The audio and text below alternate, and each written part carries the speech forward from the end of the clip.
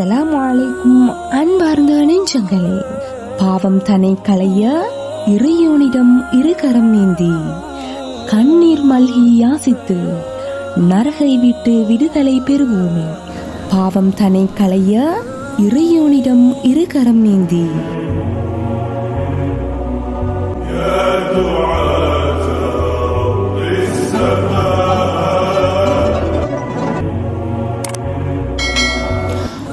அந்த அடிப்படையில் ரமலானை முன்னோக்கி ஜஹ்ரத்துல் பனாத்தின் மூலம் ஏற்பாடு செய்யப்பட்ட இப்போட்டி நிகழ்ச்சியில் மழலை குரலில் இஸ்லாமிய பாடல் ஒன்றை கேட்போம்.